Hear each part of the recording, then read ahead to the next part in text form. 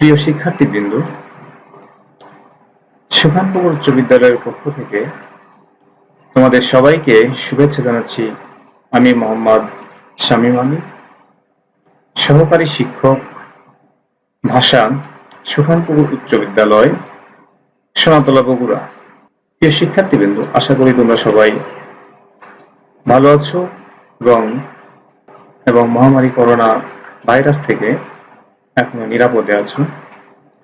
প্রিয় শিক্ষার্থীবৃন্দ, আমরা আজকে বাংলা দ্বিতীয় পত্রের একটি গুরুত্বপূর্ণ অধ্যায় কারক নিয়ে আলোচনা করব।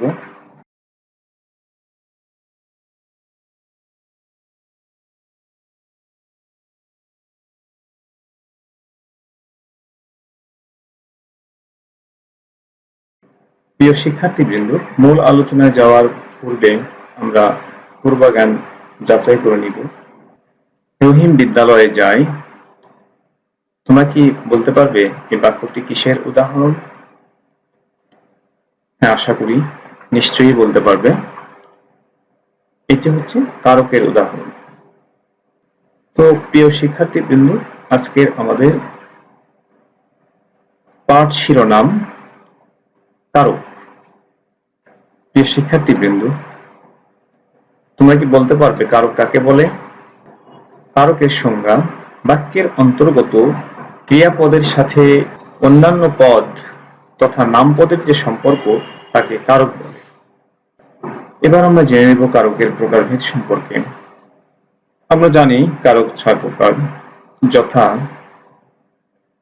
1. কর্তৃকারক, 2.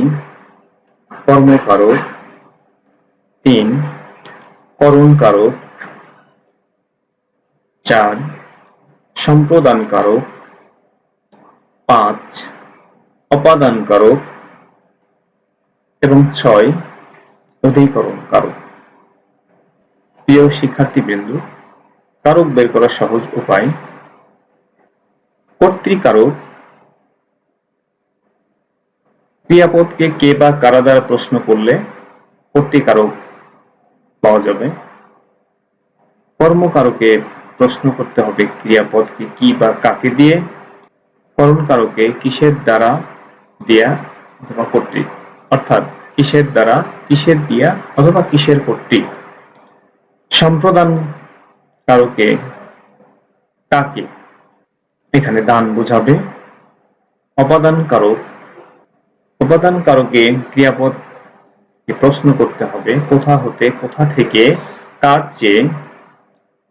এবং অধিকরণ কারকে কোথায়, কবে, কিসে, কখন এসব দিয়ে প্রশ্ন করতে হয় ক্রিয়াপদকে। তাহলে সহজেই আমরা কারক বের করতে পারবো এভাবে। প্রিয় শিক্ষার্থীবৃন্দ, এখন আমরা কারকের প্রত্যেক প্রকারের সংজ্ঞা এবং উদাহরণ জেনে নেব। প্রথমেই কর্তৃকারক। বাক্যের অন্তর্গত ক্রিয়াপদের সাথে কর্তার যে সম্পর্ক তাকে কর্তৃকারক বলে। যেমন: শ্যামা বাজারে যায়। এখানে ক্রিয়াপদ হচ্ছে যায়, আন্ডারলাইন করা আছে শ্যামা। সুতরাং আমরা এখানে ক্রিয়াপদকে প্রশ্ন করব কে বাজারে যায়, উত্তরে আসবে শ্যামা। সুতরাং এই বাক্যে শ্যামা কর্তৃকারক, কারণ আমরা জানি কে বা কারা দিয়ে ক্রিয়াপদকে প্রশ্ন করলে যে উত্তর পাওয়া যায় তাই কর্তৃকারক। আশা করি বুঝতে পেরেছ। ছেলেরা কাজ করে। একইভাবে এখানে কে কাজ করে বা কারা কাজ করে, উত্তরে আসবে ছেলেরা। সুতরাং এই বাক্যে ছেলেরা কর্তৃকারক। এবার আমরা জানব কর্মকারক সম্পর্কে। বাক্যের অন্তর্গত ক্রিয়াপদের সাথে কর্মপদের যে সম্পর্ক তাকে কর্মকারক বলে। যেমন: ঈশা দোকানীকে টাকা দেয়। কাকে টাকা দেয়? উত্তরে আসবে দোকানিকে। এটি কর্মকারক। কাকে দিয়ে প্রশ্ন করলে যে উত্তর আসে সেটা হলো কর্মকারক বোঝায়। নিরু ভাত খায়। নিরু কি খায়? নিরু ভাত খায়। ভাত শব্দের নিচে আন্ডারলাইন করা আছে। আমরা প্রশ্ন করব নিরু কি খায়? উত্তরে আসবে ভাত। সুতরাং এই বাক্যে ভাত শব্দটি কর্মকারক। এবার আমরা জানব করণকারক সম্পর্কে। কর্তা যার দ্বারা ক্রিয়া সম্পন্ন করে তাকে করণকারক বলে। করণ শব্দের শাব্দিক অর্থ যন্ত্র, সহায় বা উপায়, যার মাধ্যমে কর্তা ক্রিয়া সম্পন্ন করেন। যেমন রাব্বি ফুটবল খেলে। এখানে খেলে ক্রিয়াপদকে যদি প্রশ্ন করা হয় রাব্বি কি খেলে, অর্থাৎ কি দিয়ে খেলে, তাহলে উত্তর আসবে ফুটবল। অর্থাৎ রাব্বি এখানে ফুটবলের মাধ্যমে খেলে। সুতরাং এই বাক্যে ফুটবল শব্দটি করণকারক। আনোয়ার কলম দ্বারা লেখে। আনোয়ার কি দ্বারা লিখে? উত্তর আসবে কলম দ্বারা। সুতরাং এই বাক্যে কলম দ্বারা, এটি হচ্ছে করণকারক। কলম এখানে করণকারক আর দ্বারা এখানে বিভক্তি, অর্থাৎ তৃতীয়া বিভক্তি। সুতরাং আনোয়ার কলম দ্বারা লিখে, এটি আমাদের বলতে হবে এটি হচ্ছে করণকারকে তৃতীয়া বিভক্তি। এবার আমরা আলোচনা করব সম্প্রদান কারক নিয়ে। কর্তা যাকে কোনো কিছু বিনা শর্তে অর্থাৎ সত্য ত্যাগ করে দান করে তাকে সম্প্রদান কারক বলে। যেমন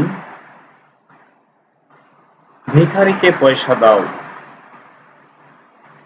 এখানে ভিখারিকে, এখানে কাকে পয়সা দাও? উত্তরে আসবে ভিখারিকে। ভিখারিকে পয়সা সত্য ত্যাগ করে দান করা হয়, অর্থাৎ ভিখারিকে ভিক্ষা দিয়ে বা পয়সা দিয়ে আর ফিরিয়ে নেওয়া হয় না বা ফেরত নেওয়া হয় না, তাই এটা সত্য ত্যাগ করে দান বোঝাচ্ছে। সুতরাং এই বাক্যে ভিখারিকে এইটি বা এই শব্দটি সম্প্রদান কারক। বস্ত্রহীনে বস্ত্র দাও। একইভাবে এখানে বস্ত্রহীনে বস্ত্র দাও, এখানেও সত্য ত্যাগ করে দান বোঝাচ্ছে। এই জন্য এটিও সম্প্রদান কারক। প্রিয় শিক্ষার্থীবৃন্দ, কর্মকারক এবং সম্প্রদান কারক অনেকটা একই রকম মনে হয়। পার্থক্যটা এখানেই, যদি সত্য ত্যাগ করে দান বা বিনা শর্তে দান বোঝায় তাহলে সেটি হবে সম্প্রদান কারক, এবং যদি সত্য ত্যাগ করে না হয়, সত্য ত্যাগ করে না হয় অথবা বিনা শর্তে না হয়, সেই ক্ষেত্রে সেটি হবে কর্মকারক। যেমন ধোপাকে কাপড় দাও, অর্থাৎ ধোপাকে এখানে কাপড় দেওয়া হয় ধোয়ার জন্য বা পরিষ্কার করার জন্য, তারপর আবার ফিরিয়ে নেওয়া হয়। এই জন্য এখানে এটি সম্প্রদান কারক না হয়ে এটি হবে কর্মকারক। আশা করি বুঝতে পেরেছ। এরপরে অপাদান কারক। যেখান থেকে ক্রিয়া প্রকাশিত হয় তাকে অপাদান কারক বলে। এখানে উৎপন্ন, সৃষ্টি, তৈরি, জাত, গৃহীত, বর্জিত, ধ্বংস, বিরত, শুরু, চলন, গমন, ভীত, পালানো, রক্ষিত, পতিত, তুলনা, ত্যাগ ইত্যাদি বোঝায়। যেমন বাবাকে ভয় পাই। এখানে ভয় পাওয়া বোঝাচ্ছে, আর ভয় পাওয়া বোঝালে আমরা জানি অপাদান কারক হয়। সুতরাং এখানে বাবাকে এই শব্দটি অপাদানে দ্বিতীয়া, অপাদান কারকে দ্বিতীয়া বিভক্তি। তিলে তেল হয়, এখানে উৎপন্ন বোঝাচ্ছে, তিল থেকে তেল হয়, তেল তৈরি হয়, উৎপন্ন বোঝাচ্ছে। এই জন্য এখানে এটি অপাদান কারক, অপাদানের সপ্তমী বিভক্তি এ থাকার কারণে, এ সপ্তমী বিভক্তি, তাই এটি অপাদানের সপ্তমী। প্রিয় শিক্ষার্থীবৃন্দ, আশা করি নিশ্চয়ই তোমরা বুঝতে পেরেছ। এবার আমরা আলোচনায় যাব অধিকরণ কারক নিয়ে।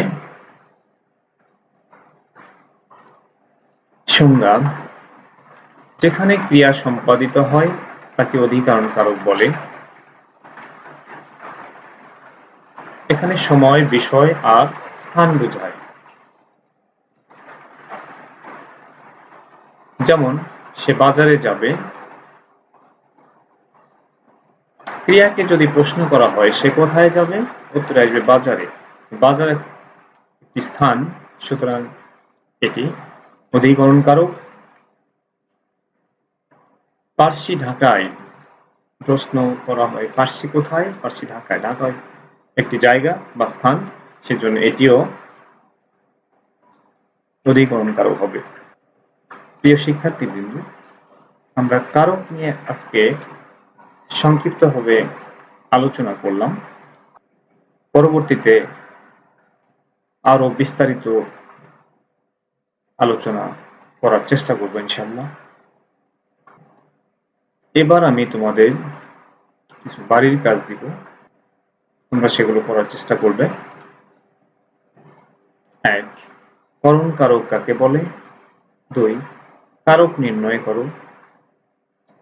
ক. বুলবুলিতে ধান খায়। খ. আমরা কম্পিউটার শিখি। সবাইকে ধন্যবাদ। প্রিয় শিক্ষার্থীবৃন্দ, এই ক্লাসটি আবারও দেখতে চাইলে ভিজিট করো আমাদের ইউটিউব চ্যানেল বাংলার কারিগর এবং সাবস্ক্রাইব করো এবং বেল আইকনটি বাজিয়ে দাও। ঘরে থেকো, নিরাপদে থেকো। আল্লাহ হাফেজ।